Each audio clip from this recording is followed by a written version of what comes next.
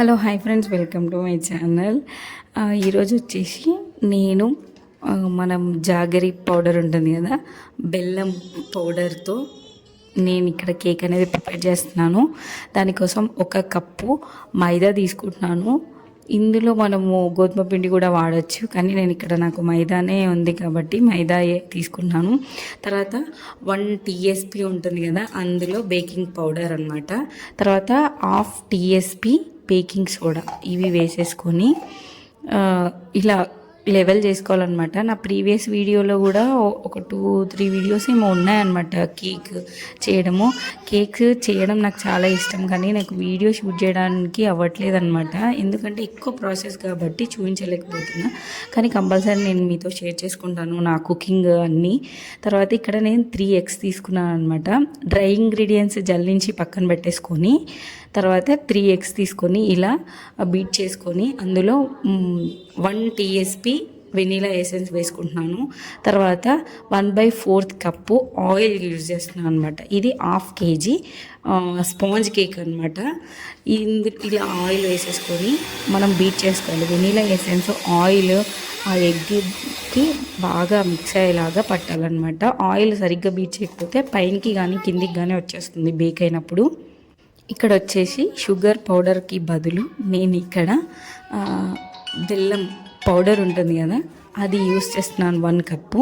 మనం ఏ కప్పుతో అయితే మైదా తీసుకున్నామో అదే కప్పుతోని ఈ బెల్లం పౌడర్ తీసుకొని ఇలా బీట్ చేసుకుంటున్నాను అనమాట బీటర్తోని. తర్వాత మనం డ్రై ఇంగ్రీడియంట్స్ ఉన్నాయి కదా, మైదా, బేకింగ్ సోడా, బేకింగ్ పౌడర్, ఇవి జల్లించుకునేవి అవి ఇందులో వేసుకొని బీటర్ ఆన్ చేయకుండా ఇలా జస్ట్ కలుపుకున్న తర్వాత ఇలా 1 minute 40 seconds అలాగా ఇలా బీట్ చేసుకోవాలన్నమాట. ఎక్కువ బీట్ చేసుకుంటే కూడా బ్యాటర్ అనేది మనకి స్పాంజ్ అనేది సరిగ్గా రాదనమాట అలా. తర్వాత ఇక్కడ నేను యూస్ చేసినది 6 inch టిన్ అనమాట. ఈ టిన్లో ఇలా బటర్ పేపర్ వేసుకొని ఆయిల్ అనేది గ్రీస్ చేసుకుంటున్నాను. వీడియోస్ అవి చేస్తుంది, ఇవి చేస్తుంది, చాక్లెట్స్ చేస్తుంది, కుకింగ్ చేస్తుంది, కేక్స్ కూడా చేస్తుంది అని చెప్పేసి అనుకోవచ్చు. నాకు తెలిసిన ఫుడ్ రెసిపీస్ నాకు వచ్చింది నేనైతే ఛానల్లో పోస్ట్ చేసుకుంటున్నాను. నచ్చితే నాకు లైక్ చేయండి, సపోర్ట్ చేయండి. ఇక బ్యాటర్ ఇలా టిన్లో వేసుకున్నప్పుడు మనకు రిబ్బన్ కన్సిస్టెన్సీ వచ్చిన తర్వాత ఇలా బ్యాటర్ వేసుకొని టిన్ అనేది మనం ట్యాప్ చేయాలన్నమాట. అలా ట్యాప్ చేస్తే ఏమైనా బబుల్స్ ఉంటే బయటకు వచ్చేస్తుంది, ఈవెన్గా బేక్ అవుతుంది అనమాట. తర్వాత నేను ప్రీహీట్ పెట్టుకున్నాను. ఓవెన్ లేదు నాకు, ఓటీజీ లేదు, ఏం లేదు. ఏమైనా ఆర్డర్స్ వచ్చినా ఇంట్లోకి చేసుకోవాలన్నా నేను ఇలా మనకి స్టవ్ పైనే చేసేస్తాను అనమాట.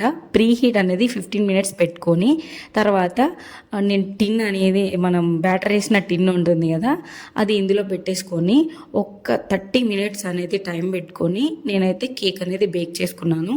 చూసారు కదా కేక్ ఎంత పర్ఫెక్ట్గా బేక్ అయిపోయిందో.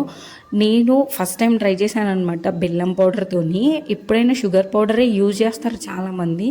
అలా వస్తుందా రాదా అని చెప్పేసి వీడియో స్టార్ట్ చేసుకొని నేను ఇలా చేశాను అనమాట. కేక్ అయితే పర్ఫెక్ట్గా వచ్చింది, కానీ ఆ బెల్లం పౌడర్లో కొంచెం చిన్న చిన్న ఉండలుగా ఉంటాయి కదా, బెల్లం క్రిస్పీస్గా కనిపిస్తుంది మీకు కేక్ పైన. ఇక్కడ చూడండి, బటర్ పేపర్ రిమూవ్ చేసినప్పుడు మీకు కనిపిస్తుంది కదా కొంచెం డార్క్ డార్క్ చుక్కలు చుక్కలుగా, అదైతే అలా ఉండిపోయింది. కానీ కేక్ అయితే పర్ఫెక్ట్గా బేక్ అయిపోయింది అనమాట. స్పాంజీగా వచ్చింది, టేస్ట్ కూడా చాలా బాగుందన్నమాట. కొంచెం డిఫరెంట్గా ఉంది, షుగర్కి బెల్లానికి డిఫరెంట్గా ఉంది. చూసారా ఎంత స్పాంజీగా వచ్చిందో. మీకు వీడియో నచ్చితే లైక్ చేయండి. Thank you for watching.